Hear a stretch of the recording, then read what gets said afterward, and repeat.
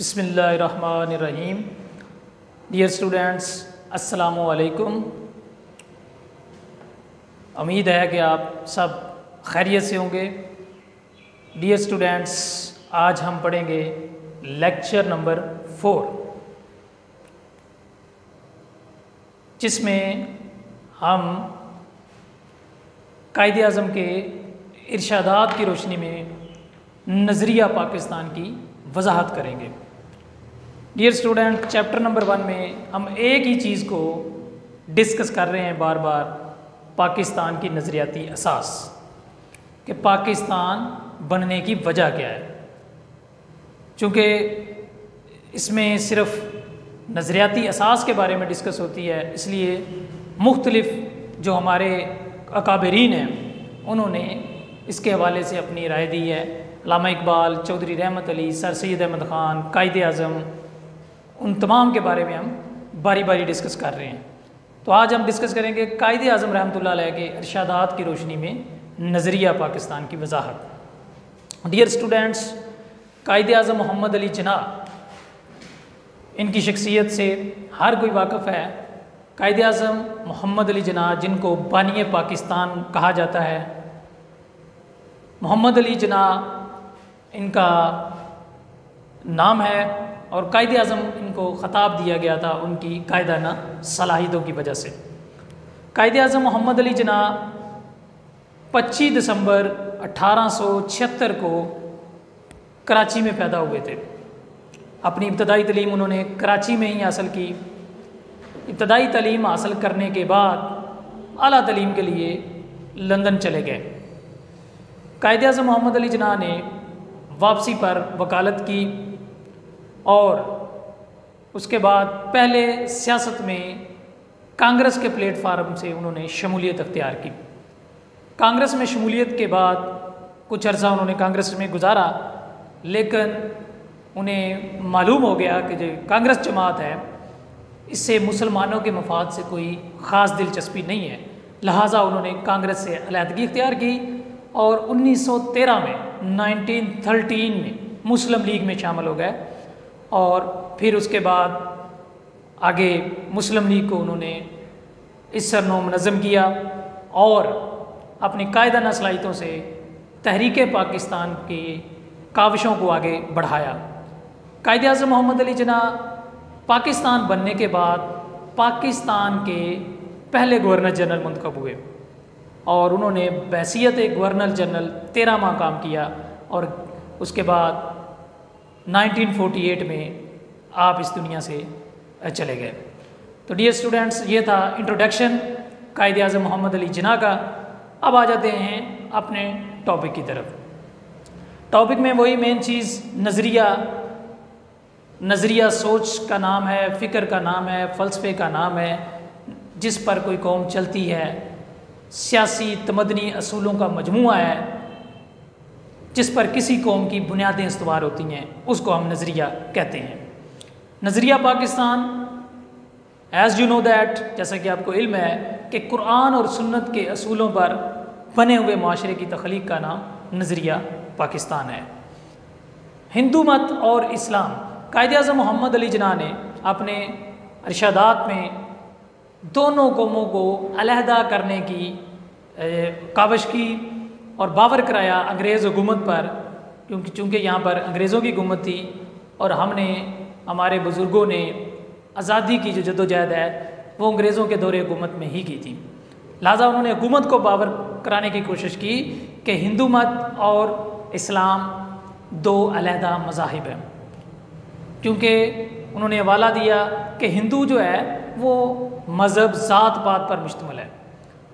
उनके मज़हब के अंदर कैटेगरीज़ हैं, ब्राह्मण, खश्तरी, शूद्र, वैश्य, और उसमें से ब्राह्मण जो होते हैं वो एक अलहदा कैटेगरी में आते हैं, मजहबी रसूमात अदा करते हैं। खश्तरी जो होते हैं वो हुकूमती काम उनके ज़िम्मे होते हैं। शूद्र उनमें से सबसे घटिया तस्वर किया जाता है, और अगर कोई शूद्र हिंदू ब्राह्मण हिंदू के खाने को हाथ लगा दे तो वो यूँ समझते हैं कि जैसे कुत्ते ने हाथ लगा दिया। तो इस तरह का उनका निज़ाम था, छूत छात का निज़ाम। लेकिन इसके बरअक्स इस्लाम एक डिफरेंट है। इस्लाम में इक्वलिटी है, मुसावात है, बराबरी है, ऊंच और नीच नहीं है, गोरे और काले में कोई तमीज़ नहीं है, सब बराबर हैं। इस्लाम में अगर कोई बड़ा है तो वो मुत्तकी और परहेजगार है। तो लिहाजा ये दोनों निज़ाम जो थे वो इकट्ठे नहीं चल सकते थे, एक तरफ छूत छात का निज़ाम और एक तरफ मुसावात का निज़ाम। तो कायदे आज़म ने अपने इरशादात में हिंदू मत और इस्लाम को अलहदा समझाने की कोशिश की और तारीख़ी लिहाज से हवाले दिए। उसके बाद कुरान मजीद हमारा हकीकी मुहाफ़िज़।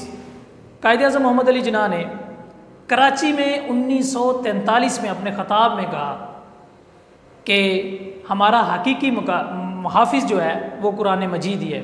हमें दुनिया के किसी भी निज़ाम को सीखने के लिए किसी और चीज़ के मुताले की ज़रूरत नहीं है, बल्कि हमारे पास कुरान मजीद की शक्ल में पूरा सिस्टम बना बनाया मौजूद है। उसके बाद कायदे आज़म मोहम्मद अली जिन्ना के मुताबिक इस्लाम ही मुकम्मल ज़ाब्ता हयात है। ये उन्होंने तलबा से ख़िताब करते हुए 1944 में कहा था कि हमारा रहनुमा इस्लाम है और यही मुकम्मल ज़ाब्ता हयात है, यानी हमें मगरब को तलकीद करने की ज़रूरत नहीं है। हमारे पास कुरान मजीद मौजूद है और हम इसी को बेस बनाकर अपनी पूरी ज़िंदगी और अपना पूरा निज़ाम, आइन, हर चीज़ तश्कील दे सकते हैं। डियर स्टूडेंट्स,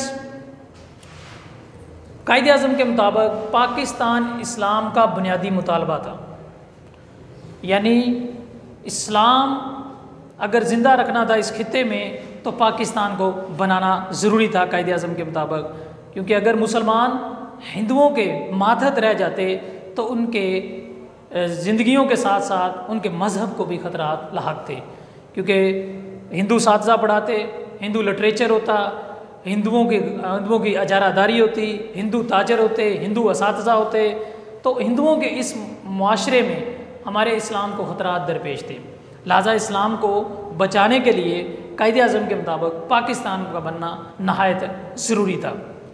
उसके बाद कायदे आज़म रहमतुल्लाह अलैह ने पाकिस्तान बनने के बाद 11 अक्टूबर 1947 को हुकूमत पाकिस्तान के अफसरान से ख़िताब करते हुए कहा, इज्तमाई निज़ाम अदल, उन्होंने कहा कि 10 साल से हम जिस ममलकत के लिए कोशां थे, हम कोशिश कर रहे थे, स्ट्रगल कर रहे थे, खुदा की मेहरबानी से आज हम उसमें कामयाब हो गए हैं।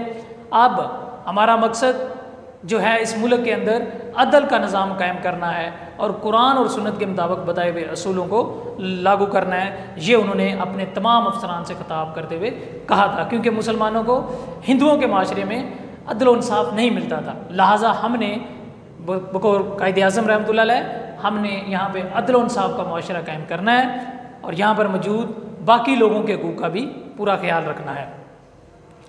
इस्लामी तर्ज़ हुकूमत, कायदे आज़म ने अपने इरशादात में कहा कि हम अपने मुल्क के अंदर इस्लामी तर्ज़ हुकूमत कायम करेंगे, यानी हम ऐसा निज़ाम हुकूमत बनाएंगे जो सिर्फ़ और सिर्फ इस्लाम के मुताबिक हो, जिसमें इस्लामी कवानीन बने और इस्लामी तरीक़ों से मुल्क को चलाया जा सके। ढाका में उन्होंने एक दफ़ा ख़िताब करते हुए 21 मार्च 1948 में ढाका में ख़िताब करते हुए उन्होंने कहा कि हमें पंजाबी, बंगाली, सिंधी, बलोची, पठान इन झगड़ों से बाला ताकर होकर सोचना है। हम सिर्फ़ और सिर्फ पाकिस्तानी हैं। यानी उन्होंने हमें इक्वलिटी का दर्स दिया, यूनिटी का दर्स दिया, ईमान, इत्तेहाद, तंजीम का दर्स दिया। ढाका में उन्होंने ख़िताब करते हुए कहा कि अगर हम इन चीज़ों में पड़ गए, पंजाबी, बंगाली, सिंधी, बलोची, पठान के चक्रों में, तो फिर मुल्क टूटने का ख़तरा होगा। यानी मुल्क इसी सूरत में चल सकता है अगर हम 3 चीज़ों को अपना कर रखते हैं, ईमान से रहते हैं, तंजीम से रहते हैं और इत्तेहाद से रहते हैं। तो लिहाजा उन्होंने कहा कि आप पंजाबी, बंगाली, सिंधी, बलोची के झगड़ों में मत पड़ो। अपनी कौम से खिताब करते हुए उन्होंने कहा ढाका में, आप सिर्फ़ और सिर्फ पाकिस्तानी हैं, सारे पाकिस्तानी बराबर हैं। ये उन्होंने ढाका में खिताब करते हुए कहा था। उसके बाद कायदे आज़म मोहम्मद अली जिन्ना ने 1 जुलाई 1948 को स्टेट बैंक ऑफ पाकिस्तान का इफ्तिताह किया। चूँकि स्टेट बैंक ऑफ पाकिस्तान की भी ज़रूरत थी, क्योंकि मुत्तहिदा जो बैंक था, ज़ाहिर बात उसकी पार्टीशन के वक्त अलहदगी होगी, तो हमें अपने लिए जो था इस चीज़ की ज़रूरत थी। लिहाजा उन्होंने फौरी तौर पर स्टेट बैंक ऑफ पाकिस्तान की बुनियाद रखी। आपने स्टेट बैंक के इफ्तिताह के दौरान कहा, ये शॉर्ट क्वेश्चन भी आ चुका है बोर्ड में बार बार, ठीक है जी। कायदे आज़म मोहम्मद अली जिन्ना ने स्टेट बैंक में इफ्तिताह के दौरान क्या कहा। उन्होंने कहा कि मगरब के मुआशी निज़ाम ने इंसानियत के लिए नाकाबिल हल मसाइल पैदा किए हैं। हमें दुनिया के सामने एक ऐसा निज़ाम पेश करना है जो कि तसव्वुर, मुसावात, आज़ादी, रवादारी पर मुश्तमिल हो। तो लिहाजा कायदे आज़म मगरब के माशी निज़ाम को अच्छा नहीं समझते थे और वो अदल के निज़ाम को तरजीह देते थे, ये उन्होंने कहा था। उसके बाद उन्होंने अक़लीतों के हकूक़ के बारे में बार बार बात की। तहरीक पाकिस्तान के जलसों के दौरान भी, क़याम पाकिस्तान बनने से पहले भी और बाद में भी उन्होंने कहा कि उन्होंने पहले भी कहा कि पाकिस्तान में मौजूद तमाम अक़लीतों के हकूक़ का पूरा ख्याल रखा जाएगा और रखा भी जा रहा है। तो पाकिस्तान बनने के बाद भी उन्होंने कहा था कि पाकिस्तान के अंदर जितने भी गैर मुस्लिम हैं जिन्होंने मुस्लिम लीग के कहने पर लब्बैक किया, मुस्लिम लीग के प्लेटफार्म पे इकट्ठे हुए और पाकिस्तान जो है का साथ दिया और पाकिस्तान में आए, बाहर से भी आए और इधर के भी लोग, तो उन्होंने कहा कि वो सारे जो है उनके हकूक़ बराबर है। तो आज भी पाकिस्तान के आइन के मुताबिक यहाँ पे तमाम मज़हब आज़ाद हैं। हिंदू लोग भी रहते हैं, वो मंदिरों में जा रहे हैं, सिख भी रहते हैं, वो अपने जो है वो गुरुद्वारों में जा रहे हैं, मुसलमान अपनी मस्जिदों में जा रहे हैं, ईसाई जो हैं वो अपने गिरजाघरों में जा रहे हैं। तो तमाम मज़हब को यहाँ पर मुकम्मल मजहबी आज़ादी हासिल है और वो पाकिस्तान के बराबर के सिटीज़न हैं। और ये उसी बेस पर है जिस पे कायदे आज़म ने जो कहा था, अपना वादा किया था, और उसी डगर पर हमारा मुल्क पाकिस्तान अल्हम्दुलिल्लाह चल भी रहा है। कायदे आज़म ने वाज़ेह तौर पर नज़रिया पाकिस्तान की वजाहत की थी, जिसमें उन्होंने कहा था कि इंडिया एक बड़े सगीर है, मुल्क नहीं है। ये किसी एक कौम का वतन नहीं है, यहाँ पे कई कौमें रहती हैं। हाँ, ये ठीक है कि इनमें हिंदू और मुस्लिम दो बड़ी कौमें हैं। तो ये उन्होंने बार बार वजाहत की, अंग्रेज़ हुकूमत को बावर कराया कि इंडिया बड़े सगीर है, लिहाजा इसको 100 साल आपके मातहत हम रहे हैं लेकिन हम एक नहीं हो सके, लिहाजा इसमें बेहतरी यही है कि आप इस मुल्क को 2 हिस्सों में तकसीम कर दें। जहाँ पे हिंदुओं की अक्सरियत है वहाँ पे हिंदुस्तान बना दिया जाए और जहाँ पे मुसलमानों की अक्सरियत है वहाँ पे पाकिस्तान बना दिया जाए। तो ये उन्होंने कहा था।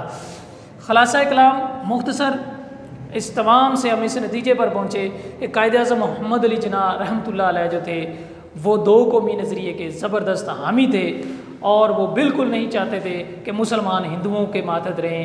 अंग्रेज़ों की ग़ुलामी के बाद मुसलमान हिंदुओं के मातहत रहे, लिहाजा उन्होंने अंग्रेज़ हुकूमत से अपनी जद्दोजहद के दौरान यही कहा कि हिंदुओं के लिए अलहदा मुल्क बना दिया जाए और मुसलमानों के लिए अलहदा मुल्क बना दिया जाए, और आखिरकार पाकिस्तान बनाने में कामयाब हो गए। डियर स्टूडेंट्स, ये था हमारा आज का लेक्चर। होम असाइनमेंट के तौर पे आप ये स्टेट बैंक के इफ्तिताह के दौरान कायदे आज़म ने क्या कहा था, ये शॉर्ट क्वेश्चन के तौर पर अपने लिखेंगे।